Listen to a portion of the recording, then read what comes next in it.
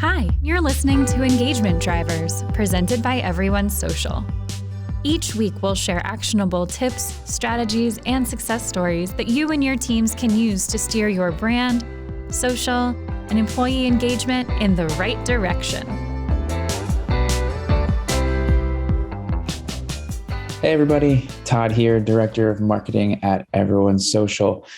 Today, I'm really excited to talk about this particular topic, which is activating employee personal brands to fuel growth. And I think it's something that if you're on social media, if you're very active on LinkedIn especially, you've probably been seeing a lot more people talking about personal brands, not only for the individual as a person, but also how companies are trying to leverage their employee creators and those personal brands to better create just a better work environment, but also to create results, whether that's from marketing, from making more sales and revenue, to hiring and finding and attracting top talent. It's been a pretty much an explosive topic, I would say, especially once the pandemic kind of hit. More people became interested in kind of creating opportunities for themselves. And it's exciting for us too, because we've been shouting these things from the rooftop for years. And it seems that more people and companies are really understanding it. So we want to take this time just to kind of provide some examples of companies who have done this really well in their go-to-market strategies and are continuing to fuel this strategy in general, and kind of, what you out there, if you're building your own personal brand or you work for a company and you're thinking about how to kind of create these employee influencers, right, and get people creating and sharing, and not only on the behalf of the company, but to support their endeavors too, because this is a two-way street. You can't force people to do this. You do not own their personal brands, but there's a lot of good that can come out of this if you're there to support and provide some guidelines for your people. So before we get into it, I just wanted to talk a little bit about, employee influencers in general. So when you think of the term influencer, typically you might think of, a celebrity, right? Or an athlete or somebody that has 50,000 followers, 100,000 followers, 1 million followers, whatever it may be. And of course, there's truth to that. There is influence because they have this kind of large following. But today, anybody really is an influencer. If you have knowledge, skills, or you just know something very well, you can be an influencer. It doesn't matter if you have thousands and thousands of followers. You're still embracing the things you know and still providing value to people that are out there. Whether that's something that might seem elementary to you, could actually be groundbreaking to somebody else. So I think everyone needs to keep in mind that everybody can be their own influencer in their own way. And sometimes that word might get a negative connotation, but it's true. And there's tons of data out there too that supports kind of the value of employees creating and sharing content and building their personal brands. We've seen it all. I mean, just a good one that we always love to reference from the good folks at social media today is that content that's shared by employees receives 8 times more engagement than content shared by brand channels. And this is an older stat, and it's probably grown since then. But now companies are really understanding that, okay, there's a benefit here for us, and we can actually support our people, give them a voice, and hopefully encourage them to, be excited about our work and show that we care about what they're doing. So guiding employees and supporting their efforts is really the key for personal branding and to authentically, help them out within your organization. And we had other conversations about this. We have other awesome topics too that you might want to explore. But let's just dive into some of the examples of companies that are activating, personal branding really well. So one of our favorites is Unity, which is the world's leading platform for creating and operating, real-time 3D content. So like video games, computer engines, things like that. And Unity is actually also one of our customers. So we get to kind of dive into their strategy a little bit more, which is great. But they basically wanted to, make it easier for employees to discover great content just in one central location. So kind of helping provide these guidelines of like, hey, look, we want you to create, we want you to be a voice for the brand, but we also want you to share what you're knowledgeable in, what your experiences are. But hey, we're going to make this easier for you so that everything is connected in one hub. They also wanted to help Unity employees build their personal brands that they can take with them. So this is the perfect attitude to have when you're trying to put personal branding into your strategy. A lot of times people at companies are afraid that, hey, if we help employees build their personal brands, they're going to leave us and they're going to take that to a new company. And there's always that potential there. But the thing is, you don't want to stifle their growth either, because that's a great way to push people away. When you encourage them, help build them up, sure, there's a potential that they might leave your company. But if they do, they're going to leave with a positive experience and still support your brand. And I see it all the time with companies who are doing it well, who maybe someone's been for the company for 4 or 5 years and they decided to move on to a new opportunity, but they shout out their old company. They shout out their bosses. They encourage people to use their product or services. And that's amazing, because that is super powerful, because those people will still respect your brand, and it's going to attract more talent to your company when they're seeing former employees or people who are maybe sad to leave but excited about an opportunity still talking about their company that they used to work for. That's a very powerful message, and I love that Unity has been doing that. And then their part 3 to this was, yes, of course, spreading the Unity message and kind of help building brand awareness around things that they're doing, which is great. But they do a good mix, right? Where there's, engineers talking about things they're doing on the engineering side and what they're building, which gets, their groups of followers really excited. And then they sprinkle in things about Unity in general and new products or features that they're doing, or the culture, or just cool things that, are related to the brand overall. So Unity has about 1,000 of their employees activated as influencers to not only create, but to engage and share content for their own personal brands and on behalf of the company. And it's been really successful for them. And we've seen some cool data from them, but we don't want to put that out there quite yet. But definitely check out, we have a podcast episode with Unity. We also had a masterclass about personal brand building and kind of how their approach to it. And they've had really great success with their approach. So if you're looking for a little bit more, I would definitely dive into that masterclass episode. Another perfect example of a company kind of using the idea of personal branding and employee personal brands into their go-to-market strategy is Gong. Gong is, I would say, basically a unicorn at this point, $1 billion plus valuation. They take the world by storm in the last couple of years, and it's hard to ignore their content. And it's all through employees. And, they're doing great stuff beyond that too, right? But for me, I discovered them through their employees. And then I started paying attention to their ads, and then I started following their brand. And while we're not using their software and we didn't have a need right now, if I was looking for exactly what they do and their sales and revenue intelligence, Gong is the first one that comes to mind that I would want to research or have a demo of. So yeah, I've seen a lot. It's kind of cool. Like, they're all doing different things. They're mixing up their content. Like, I've seen, their head of content strategy talking about how they approach content, or how he approaches content, or his experiences in marketing. And then on top of that, he also writes about things they're doing at Gong. He also talks about data and reports that they're building through Gong. All these things have been very interesting and have exploded some of their personal brands, but also is huge for Gong. And I remember when I first discovered 1 or 2 of the employees, and then my network was engaging with a lot of other people from the company. So then I'm starting to see that content too. And then it quickly just now I'm following a whole bunch of team members from them, and not all of them are, sharing or creating or constantly doing things online. It's not an easy thing to get your entire company to do it. There's certainly value there in them being involved, but I wouldn't expect that, 100% of your company will all be creating and sharing consistently every day or every week. But Gong is a perfect example. And again, if you've been very active on LinkedIn and you're in the sales or marketing space, you have probably come across their content, and they're continuing to grow. And people always shout out their employees. They always shout out all the cool content that people are coming across. They've talked about the strategy of how they deliver their cool videos and or other kind of data reports out there. So they're doing a fantastic job with that. Another great example, and a company that really is starting to kind of explode too, is Chili Piper.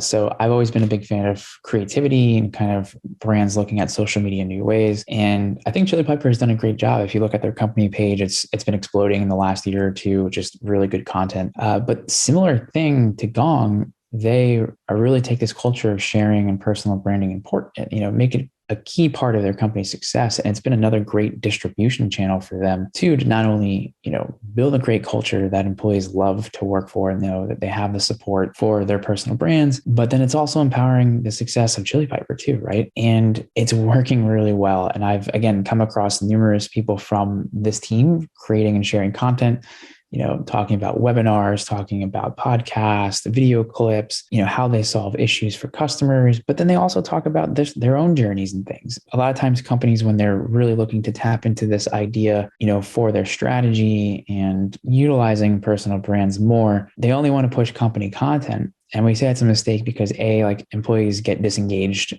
if it's just always about the company, it becomes more like a giant billboard for the company, and audiences, they can recognize this. They can sense that it's not authentic, or, while it's okay to sometimes to lock down copy or maybe give some copy suggestions, too often that's only the companies that allow that to happen, and it misses the employee voice. It doesn't need to be perfect. Again, there should be some guidelines or social policy in place to help employees really understand the way to probably, potentially speak about this without being detrimental to the brand or helping themselves, get in trouble by accident. It's just, you need some kind of guidelines for sure. But too often these companies want to just focus on that and locking it all down and spreading the message the exact same way at the exact same time. And that's where the challenges come in. And honestly, like the personal content and the content that's not always just brand focused still impacts the brand. And I think a lot of times companies don't realize it necessarily at first, because they think like, well, if it's not about the company content, how is it impacting us? So a couple of different ways. I mean, one, most of your employees will probably have where they work,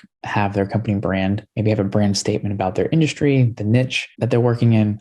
People who are clicking the content might go to your profile of your employees and see, banner images, again, where they work. And then when you're mixing in some company content in there too, people can kind of see, this all kind of correlates together. But when you have a mix of all of this, people trust people. People want to trust the brands where people are working for that are very excited and are clearly posting and have the support from their company to do so. And I mentioned in a previous podcast, I've seen examples of, these employee influencers who are saying like, yeah, like I heard from my sales team that, XYZ company came in and said, hey, I, was always following your person's content, really enjoyed learning about it and also the company stuff. I'm here because I looked into your company. I could see a value, let him know that he was or she was a reason why I'm here. And that's fantastic. And that's happening more and more and more. So Chili Piper, again, back to them, great example. They're doing the same kind of stuff, which is fantastic. Another one, and especially if you are in marketing, you probably know and or have come across this team of fantastic marketers at Refine Labs, a demand gen marketing agency that has taken the world by storm. Obviously owner and CEO of the company, Chris Walker, certainly is considered an influencer. He has a massive reach and has gained quite a bit of following for his interesting takes on demand gen and kind of going against the status quo of how marketing, needs to do better. But Refine Labs is a great example too. And now they don't use a platform. They're kind of doing it manually, letting the marketers who work for the company kind of create and have their own kind of say in things. But I mean, they've built their entire engine off LinkedIn and podcasting, right? Putting these things together, and then their employees creating and sharing. I mean, I've connected to a whole bunch of people, from this company just because they keep ending up in my feed in different ways with really interesting takes on marketing. And I'm in the marketing industry. That's my field. That's the content I gravitate towards. So all of a sudden now I have, I think 6 or 7 Refine Labs people that I'm connected to, but then I see another like 8, 9 of them in my feed constantly that I might not be connected with, but because my network is engaging with them, I'm now seeing their content. And again, the same thing is happening where not only do I trust them, I really like that they have this culture of sharing, and clearly that, they're a smart group of people, that their company is supportive of them putting this information out there. But if I ever need a demand gen agency that understands SaaS and B2B, I'm thinking of Refine Labs. I want to reach out to them and talk to them. And it's because of all these things they're doing. Again, the podcast, putting out great content is important for me to build that trust. But then they have this massive distribution channel between their employees who are excited to work for a company who is doing modern marketing and push these great messages across. And I don't always agree with everything they put out, and that's fine. It creates conversations, but I'm still trusting of who they are and what they're about. So Refine Labs is another great example. Definitely go check out their content, look at their employees, things that they're posting.